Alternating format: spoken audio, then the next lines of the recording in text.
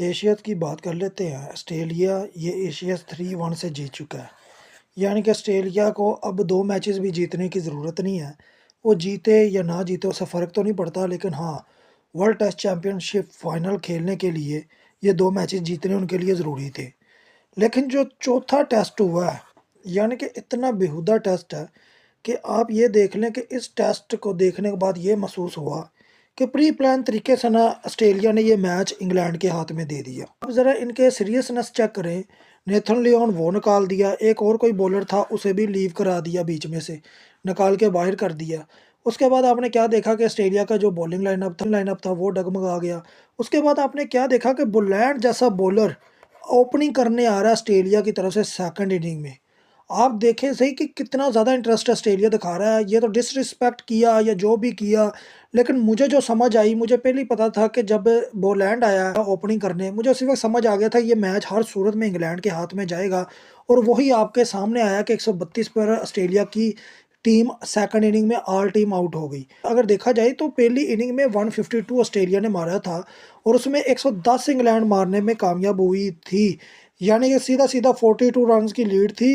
और 42 रन्स की लीड होने के बावजूद जिस तरह से ऑस्ट्रेलिया ने खेला सेकंड इनिंग में, उससे साबित होता है कि वो पहले ही तैयार थे इस मैच को इंग्लैंड की झोली में डालने के लिए। अब जो सबसे बड़ी बात नज़र आई है कि एक तो इनका बॉलिंग लाइनअप भी अच्छा था, ऑस्ट्रेलिया का बैटिंग लाइनअप भी अच्छा था, अपने घर में खेल रहे थे। लेकिन अगर एशियाज़ के अगर पिछले रिकॉर्ड उठाकर देख ले तो ऑस्ट्रेलिया इंग्लैंड दोनों टीमें बहुत कम 5-5-0 से जीती हैं। यानी कि कभी भी वाइट वॉश नहीं हुआ, बहुत कम वाइट वॉश हुआ है एक दो सीरीज़ में। इसके अलावा ये 3-2 4-1 इनका ये सिस्टम चलता रहता है और यही वजह है कि ये राइवलरी अभी तक बाकी है। आप ज़रा रिकॉर्ड निकालेंगे तो इसमें आपको पता चलेगा कि जब ऑस्ट्रेलिया ऑस्ट्रेलिया में खेलता है तो ऑस्ट्रेलिया जीतता है, जब इंग्लैंड इंग्लैंड में खेलता है तो इंग्लैंड जीतता है।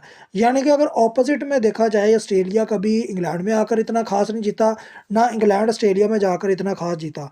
अब बात टू द पॉइंट सिर्फ इतनी करूँगा कि एशियाज़ की जो इतनी बड़ी हाइप थी वो मुझे नहीं नज़र आई, वो मुझे डगमगाती हुई नज़र आई, क्योंकि इस टाइम तकरीबन 4 से ऊपर प्रीमियर लीग चल रही हैं।